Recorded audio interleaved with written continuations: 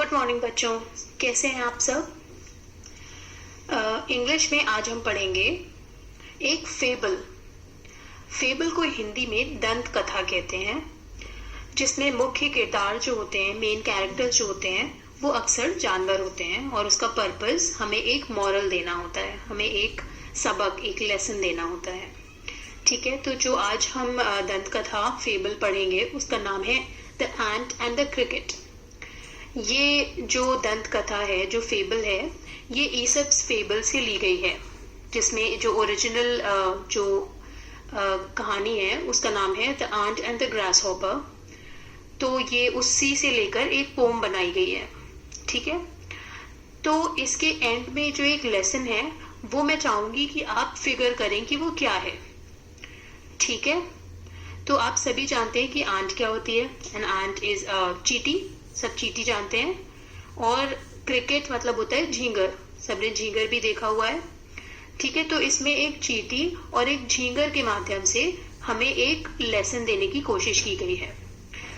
क्योंकि ये एक कविता के फॉर्म में है और कविता में एक लिरिकलिटी, एक लिरिक्स होते हैं, उसमें एक अच्छी म्यूजिकलिटी होती है, तो हम उसको पहले पढ़कर लैंग्वेज को एंजॉय करेंगे। तो मैं जब इसको पढ़ूंगी तो मैं चाहूंगी कि आप सभी अपनी फिंगर से उस लाइन को ट्रैक करें जो मैं पढ़ रही हूँ। ठीक है, क्योंकि इसमें आप पाएंगे कि राइमिंग वर्ड्स हैं।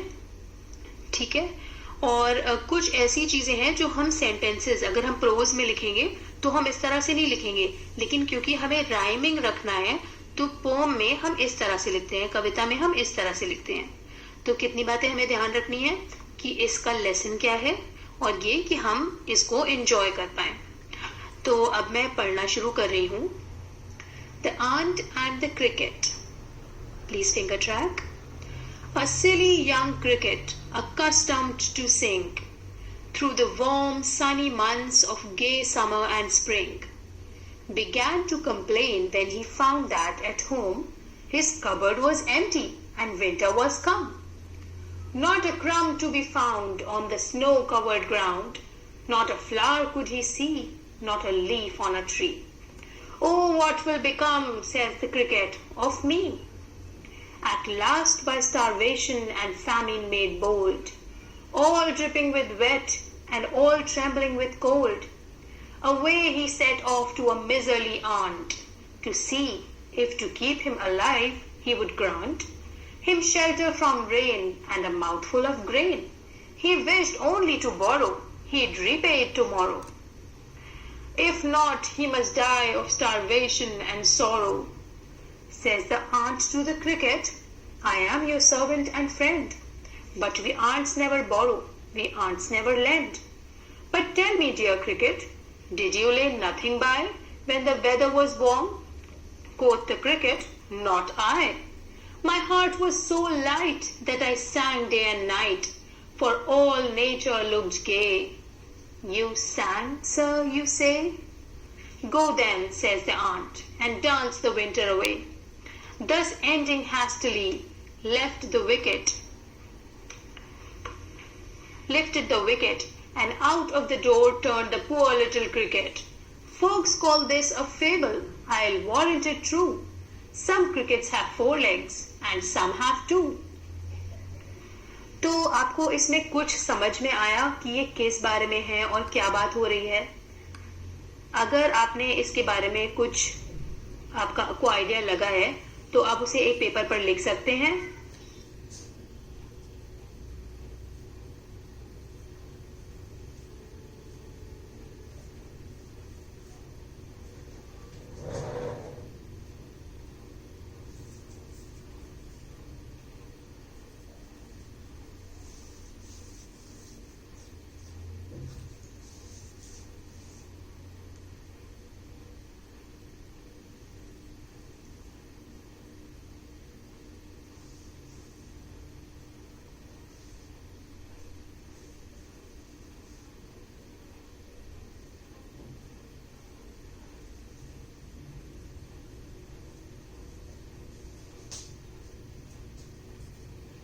क्या था और इसमें क्या लेसन था और ये क्या सोच कर लिखी गई। तो इस पोम में जो कहानी है वो एक सिली यानी कि एक बुद्धू से क्रिकेट यानी झींगर की, और मिजरली मतलब कंजूस आंट की कहानी है, चींटी की कहानी है ये। तो जो क्रिकेट था उसकी क्या आदत थी कि समर, यहाँ पर समर और स्प्रिंग मंथ जो बताए गए हैं, उसका मतलब है जब खाना बहुत अबंडेंट होता है, जब खाने की कोई कमी नहीं होती है, हर तरफ कुछ ना कुछ होता है, ठीक है। तो उस वक्त तो कोई स्टोर करने की सोचना नहीं है, कोई नहीं सोचता है कि हम बचा के रख लें, ठीक है। तो और विंटर सीजन में क्या होता है, विंटर सीजन में हर तरफ स्नो होती है, हर तरफ बर्फ गिरी होती है, तो कुछ भी खाने को नहीं होता है, किसी पेड़ पर एक पत्ता तक नहीं होता है, ठीक। तो ये जो क्रिकेट था, जब बहुत अच्छा मौसम था, समर्स और स्प्रिंग का मौसम था, तब उसने पूरा मौसम गाना गा गा कर निकाल दिया। उसने कुछ भी नहीं बचाया क्योंकि तब तो उसको बहुत मिल रहा था खाने को। और फिर जब सर्दी का मौसम आया, अच्छा उन गर्मी के मौसम में चींटियों ने क्या किया, चींटियों ने उसको बहुत एंजॉय नहीं किया, उन्होंने थोड़ा एंजॉय किया, और बाकी जो उन्होंने टाइम लगाया वो उन्होंने सर्दी की तैयारी में लगाया। उस वक्त जब खाना बहुत था तो उन्होंने खाया भी और बचा के रखा भी, कि जब खाना नहीं होगा तो हमारे पास रहेगा क्योंकि हम स्टोर करेंगे, ठीक है। तो ये जो आंट्स थी ये बड़ी प्रिंसिपल्ड थी, ठीक है, इनके बहुत सारे रूल्स और रेगुलेशंस थे। तो अब जब पूरा समर निकल गया, सर्दियां आ गई, तो एक दिन क्रिकेट ने देखा कि अरे अब तो मेरे पास खाने को कुछ भी नहीं है, मेरी कबर्ड खाली है। तो फिर उसके पास तो कोई चारा नहीं था, तो वो आंट के पास गया और उसने बोला कि मेरे पास कुछ खाने को नहीं है, so if you can lend something, अगर आप कुछ मुझे दे सकें, और मैं सिर्फ उधार मांग रहा हूँ, मैं वापस कर दूंगा कल। तो आंट ने बोला कि हाँ मैं तो तुम्हारी दोस्त हूँ, मुझे लेंड करने में मैं तुम्हारी दोस्त हूँ, पर मुझे पहले ये बताओ कि पूरा समर तुम क्या कर रहे थे, क्योंकि हम चींटियां जो हैं ना हम उधार देती हैं ना हम उधार लेती हैं, तो ये बताओ कि समर में तुम क्या कर रहे थे जब बहुत खाना था। तो उसने बोला ओ तब तो मैं बहुत खुश था, तब तो मैंने गा गा कर अपना पूरा टाइम निकाल दिया। तो जब आंट ने ये सुना तो उसने कहा कि अच्छा तुमने गा कर पूरा समर निकाल दिया, अब तुम डांस कर करके पूरा विंटर निकाल दो, और ये कह के उसने उसको अपने घर से निकाल दिया। तो अब हमें इससे क्या क्या लेसन मिलता है, हम लोग को ये लेसन मिलता है कि हमें थोड़ा फार साइटेड होना चाहिए। अगर हमारा टाइम अभी अच्छा है तो हमें थोड़ी तैयारी और थोड़ी प्रिपरेशन उसकी भी रखनी चाहिए जब हमारा टाइम अच्छा नहीं होगा। वाइज लोगों का यही तरीका है, ताकि तब हमें दूसरों के पास मदद के लिए नहीं जाना पड़े। और जो दूसरी चीज हमने सीखी वो ये है कि हमें थोड़ा सा हेल्पफुल होना चाहिए, अगर हमारे पास है तो हमें दूसरे की मदद कर देनी चाहिए। अब कुछ शब्द जो आप देखेंगे जो पोम के नीचे दिए हुए हैं, जिनमें है accustom to sing. Accustom to sing, accustom मतलब होता है किसी चीज का आदी होना, तो जो क्रिकेट था इस पोम में वो गाने का आदी था, so we will say that the cricket was accustom to sing. दूसरा शब्द है फैमिन, जिसका मतलब होता है स्कैरसिटी ऑफ फूड, यानी सूखा पड़ना जब खाने की कमी होती है। तीसरा टर्म है ले नथिंग बाय, जिसका मतलब कुछ बचाना नहीं, सेव नहीं करना, जितना है वो सब खर्च कर देना। और चौथा शब्द है क्वोथ, जो कि एक पुरानी इंग्लिश से लिया गया शब्द है जो हम अब ज्यादा यूज नहीं करते, इसका मतलब होता है सेट। अब हम अगले पेज पर आएंगे और एक्सरसाइजेस देखेंगे। पहली एक्सरसाइज जो है वो है वर्किंग विद द पोम, जिसमें पहला सवाल है the cricket says oh what will become of me, when does he से एंड व्हाई। क्रिकेट ये कहता है ना कि अरे अब मेरा क्या होगा, वो कब कहता है और क्यों कहता है, तो आपको इसका जवाब अपने शब्दों में लिखना है। दूसरा सवाल जो है उसके दो पार्ट्स हैं। पहला हिस्सा है find in the poem the lines that mean the same as neither a borrower nor a lender be। Poem में कुछ शब्द हैं जो कि शेक्सपियर की एक फेमस कहावत neither a borrower nor a lender be के जैसे ही हैं, तो आपको वो शब्द ढूंढ के लिखने हैं। दूसरा हिस्सा है इसका What is your opinion of the Arndt's principles।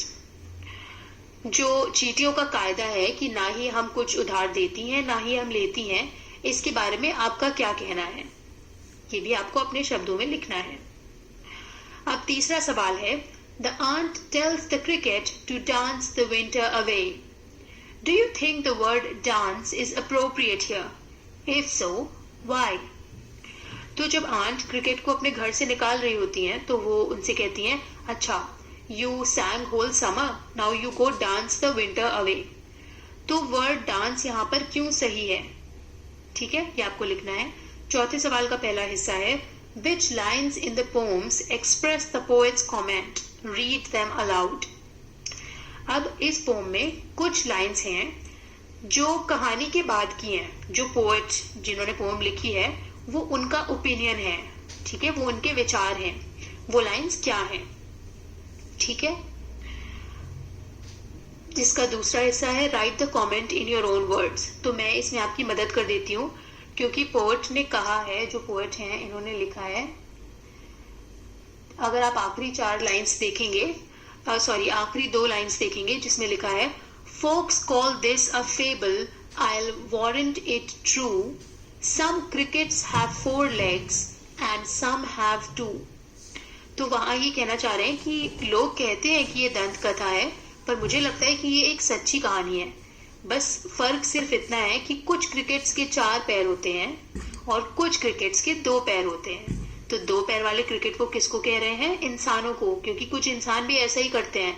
उनके पास जब होता है तो वो सब खर्च कर देते हैं और फिर जब बुरा टाइम आता है तो उनके पास कुछ नहीं बचता है। हम वापस सवाल पर आएंगे। If you know a fable in your own language, narrate it to your classmates.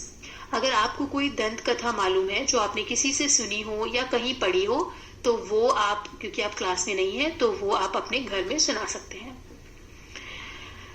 यहाँ पर हमारा चैप्टर खत्म हुआ। Thank you so much class.